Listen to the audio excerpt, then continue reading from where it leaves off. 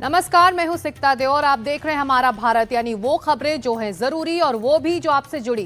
तो अगले आधे एक घंटे में कई बड़ी खबरों पर नजर डालेंगे। चलेंगे महाराष्ट्र के पुणे, जहां पर जोरदार बारिश ने राज्य सरकार की पोल खोलकर रख दी है। आसमानी आफत से पुणे के लोगों की जिंदगी अस्त व्यस्त है। साथ ही दिल्ली से सटे गाजियाबाद से ये खबर आई है, जहां एक रेस्टोरेंट पर कुछ दबंगों की दबंगई कैमरे में कैद हो गई है। और एक बार फिर मणिपुर जल रहा है। सड़कों पर चप्पे चप्पे पर सुरक्षा बलों का पहरा है। लेकिन पहले पुणे में जोरदार बारिश से राज्य सरकार की तैयारियों की पोल खोलकर रख दी है। जब आसमान आफत कर रहा था तो पुणे के लोगों की जिंदगी पूरी तरह से अस्त व्यस्त हो गई। सड़क पर इस कदर पानी भरा हुआ है कि दोपहिया पूरी तरह डूब रहे हैं, बस तो आधे पानी के नीचे हैं।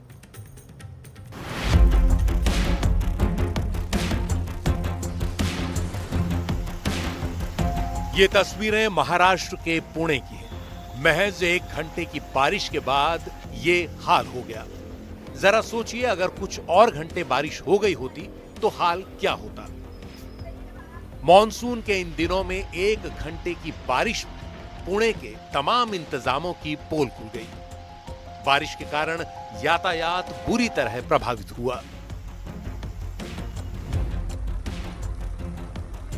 पुणे के हिंजवाड़ी आईटी पार्क रोड का ये वीडियो सोशल मीडिया पर खूब वायरल हो रहा है। सड़क पर इस कदर पानी भरा है कि दोपहिया वाहन लगभग डूबे हुए हैं और बस भी आधी डूबी वहां से गुजरती दिखी। आपको ये जानकर हैरानी होगी कि ये हाल उस इलाके के हैं जहां करीब 400 आईटी कंपनियां हैं। ये पुणे का हाल है। मुंबई का हाल आप कुछ दिन पहले देख चुके हैं। कुछ घंटों की बारिश के बाद मुंबई मेट्रो का स्टेशन कैसे डूबता नजर आया। मुंबई का कोना कोना सैलाब में डूबता सा लगा। महाराष्ट्र सरकार की तैयारियों पर सवाल तब भी उठे थे और अब भी। फिर कहा गया कि आने वाले दिनों में सब कुछ ठीक हो जाएगा। तब कहा गया था कि कुछ ही दिन में तमाम तैयारियां कर ली जाएंगी, लेकिन मॉनसून आ चुका है, तैयारियां अभी तक नहीं हो पाई। पुणे से राहुल कुलकर्णी की रिपोर्ट, एनडीटीवी इंडिया। मॉनसून से पहले देश के बड़े शहरों की व्यवस्था पर पहली बारिश ने सवाल ही खड़े कर दिए हैं। बढ़ते आगे मणिपुर की तरफ। मणिपुर में मैतेई और कुकी समुदाय के बीच की हिंसा की तस्वीरें पहले भी आप देख चुके हैं। लंबे समय बाद बड़ी मुश्किल से मणिपुर में शांति लौटी थी, लेकिन मणिपुर में ज्यादा देर ये शांति नहीं रही है। एक बार फिर मणिपुर जल रहा है। सड़कों पर चप्पे चप्पे पर सुरक्षा बलों का पहरा है। आखिर फिर क्यों जल उठा मणिपुर, हमारी ये खास रिपोर्ट।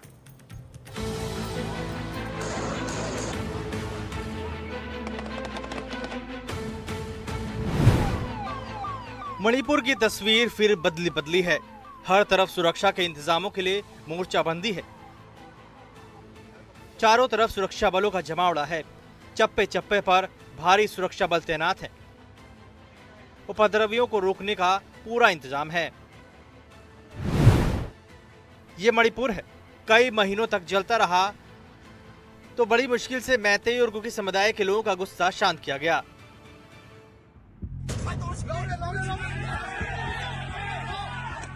लेकिन एक बार फिर मैतेई समुदाय भड़क उठा है। शनिवार की रात कुछ उपद्रवियों ने सड़कों पर कोहराम मचा दिया। कोहराम ऐसा कि हर तरफ हड़कंप मच गया। किसी ने पुलिस की गाड़ियां फूंक डाली तो किसी ने बसों को आग के हवाले कर दिया। कहीं गाड़ियों में तोड़फोड़ की गई तो कभी पुलिस को आगे बढ़ने से रोका गया। उपद्रवियों ने उन पर भारी पथराव कर दिया। फिर क्यों जल उठा मणिपुर? क्यों गुस्से में मैतेई समुदाय? तस्वीर मणिपुर की राजधानी इंफाल की है। यह हालात तब पैदा हो गए जब मैतेई संगठन अरामबाई तेंगोल के एक नेता को गिरफ्तार किया गया। यह खबर मैतेई समाज के लोगों में आग की तरह फैल गई। उसके बाद इंफाल के कुछ हिस्सों में जोरदार प्रदर्शन शुरू हो गए। मैतेई समुदाय के लोगों का कहना है कि गिरफ्तार किए गए नेता का नाम या उनके खिलाफ आरोपों के बारे में कोई आधिकारिक जानकारी नहीं दी गई है और उन्हें छोड़ने की मांग कर रहे हैं। फिलहाल हालात बद से बदतर है। इंफाल में चारों तरफ टेंशन ही टेंशन है। सुरक्षा के मद्देनजर इलाके में इंटरनेट भी 5 दिन के लिए बंद कर दिया गया है।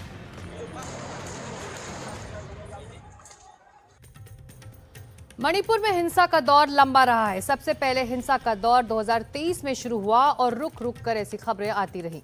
अगर सिर्फ 2024 की बात करें तो मणिपुर में हिंसा में कई लोगों की मौत भी हुई। अब 2024 में मणिपुर में हिंसा की पूरी टाइमलाइन आपको 25 में अब बताते हैं। तो ये टाइमलाइन कुछ इस तरह से है। जनवरी 2024 हिंसा में 200 से ज्यादा लोग मारे गए। अप्रैल 2024 ब्रिटिश संसद में मणिपुर हिंसा और धार्मिक स्वतंत्रता का मुद्दा उठा। 9 सितंबर 2024 जिरीबाम जिले में हिंसा में 5 लोगों की मौत हुई। ड्रोन आरपीजी का इस्तेमाल चिंता का विषय बना। 15 अक्टूबर 2024 केंद्र सरकार ने कुकी और मैतेई समुदायों के विधायकों को दिल्ली बुलाकर शांति की अपील की। 21 अक्टूबर 2024 मैतेई समुदाय के घरों में आगजनी की घटनाएं हुई। 11 नवंबर 24 जिरीबाम में सुरक्षा बलों और कुकी उग्रवादियों के बीच मुठभेड़ में 10 उग्रवादी मारे गए। 16 और 17 नवंबर 2024 इम्फाल में हिंसा के बाद 23 लोगों को गिरफ्तार किया गया और हथियार भी बरामद हुए। तो मणिपुर फिर जल रहा है। अब सवाल यह है कि मणिपुर में आग कैसे बुझेगी।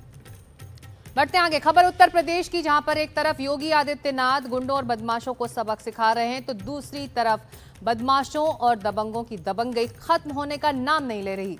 एक ऐसी ही खबर दिल्ली से सटे गाजियाबाद से आई है, जब एक रेस्टोरेंट में कुछ दबंगों की दबंगई कैमरे में भी कैद हो गई। वहां इन बदमाशों ने जो कुछ किया देखेंगे इस रिपोर्ट में।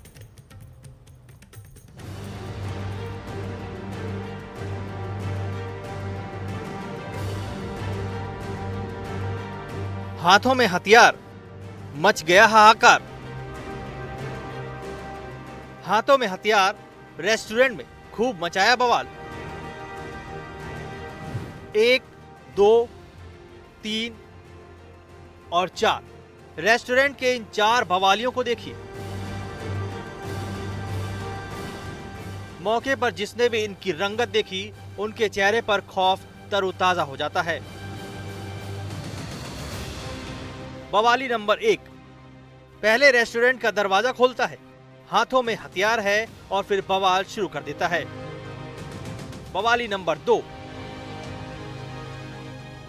पहला बदमाश रेस्टोरेंट का दरवाजा खोलता है तो उसके पीछे पीछे दूसरा बवाली भी घुस जाता है और रेस्टोरेंट की दीवारों और खिड़कियों पर धारदार हथियारों से हमला कर देता है।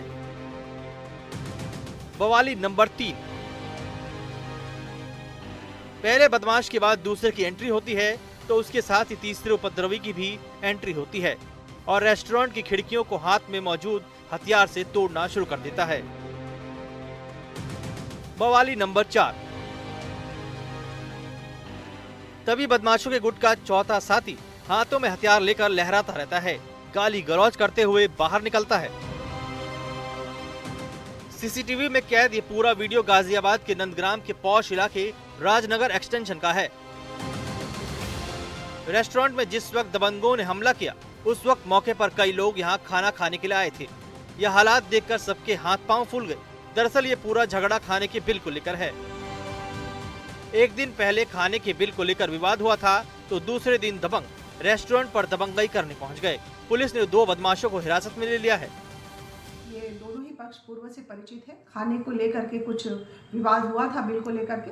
साथ ही इसमें फायरिंग जैसी किसी घटना का प्रकाश में अभी तक होना नहीं पाया गया है। इसमें युवकों की पहचान कर ली गई है और गिरफ्तारी के लगातार प्रयास किए गए रात्रि में, जिसमें टीमों के द्वारा 2 युवकों को हिरासत में ले लिया गया है। इस मारपीट के दौरान आरोप है कि रेस्टोरेंट के काउंटर में रखे कुछ रुपए भी बदमाश लेकर फरार हो गए। पुलिस के मुताबिक जिन 2 लोगों को हिरासत में लिया गया वो नामजद आरोपी हैं। Pintu Tomar, NDTV India. तो खाने के बिल को लेकर खड़ा हुआ ये पूरा विवाद इतना बड़ा हो जाएगा किसी ने सोचा नहीं था। बढ़ते आगे, देश आगे बढ़ रहा है, गांव शहर में तब्दील हो रहे हैं, समाज बदल रहा है, लेकिन दहेज नाम की प्रथा खत्म होगी। हैरान करने वाली खबर राजस्थान के झुंझुनू से आई है। जब दहेज में दूल्हे की मनपसंद गाड़ी नहीं मिली तो वो मंडप से उठकर फरार हो गया। गरीब आदमी को मारना चाहते हो। कुछ देर पहले तक यहाँ रौनक थी, शहनाई के सुर लग रहे थे, मेहमानों का शानदार स्वागत होता रहा, लोग खुशी से झूमते रहे, नाचते गाते रहे, लेकिन सब कुछ खत्म हो गया।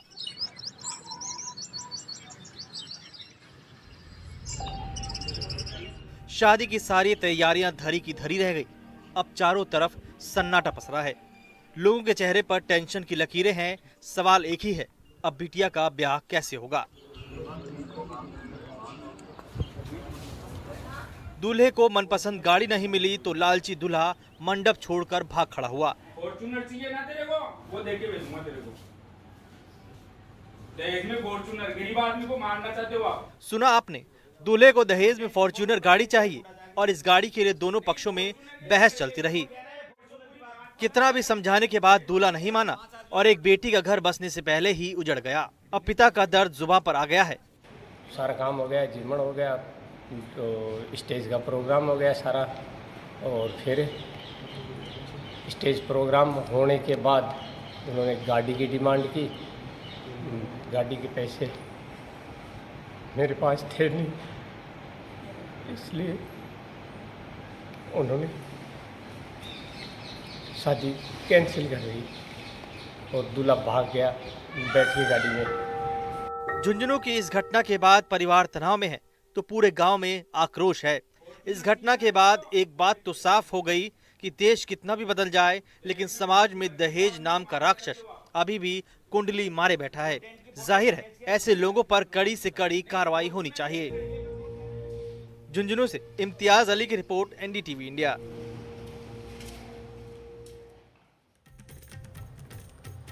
अगली खबर, अस्पतालों में बद इंतजामी की कई कहानियां और तस्वीरें आपने देखी होंगी, लेकिन उत्तर प्रदेश और मध्य प्रदेश की अलग अलग 3 अस्पतालों से आई ये तस्वीर आपको झकझोर कर रख देगी। ये तस्वीरें हैं मऊ, अयोध्या और बदायूं की, जहां पूरा का पूरा सिस्टम ही बीमार दिखाई दे रहा है और चिकित्सा व्यवस्था जैसे वेंटिलेटर पर सांसें गिन रहे हैं।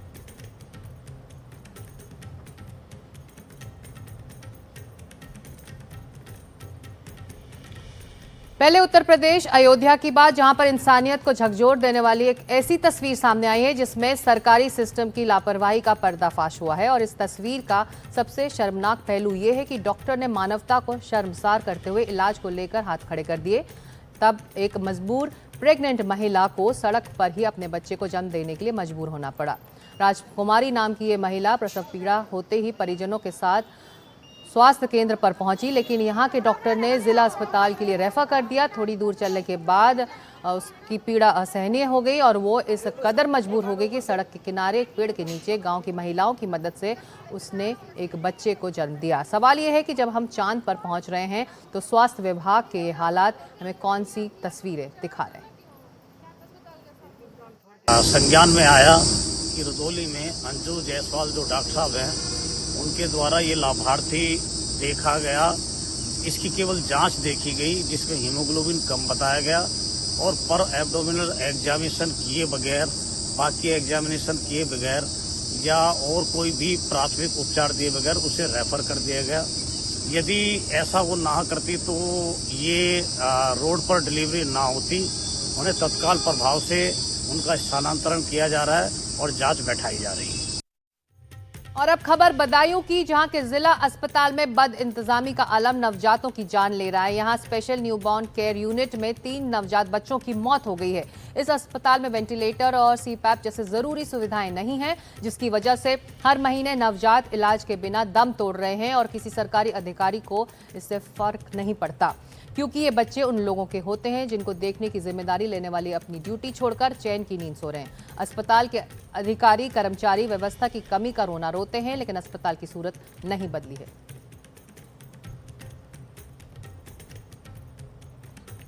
और अब खबर इंदौर के मऊ की, यहां के सरकारी अस्पतालों के टॉयलेट में एक नाबालिग बच्चे को जन्म देकर गायब हो गई। ये बच्ची यहां डॉक्टर को दिखाने आई थी। डॉक्टर ने उसे एडमिट होने के लिए कहा था, लेकिन बच्ची एडमिट नहीं हुई और बच्चे को जन्म देकर वहां से गायब हो गई। सबसे भयावह हालात ये हैं कि इस नवजात को कुत्ते ने नोचा और आखिरकार उसे मार डाला।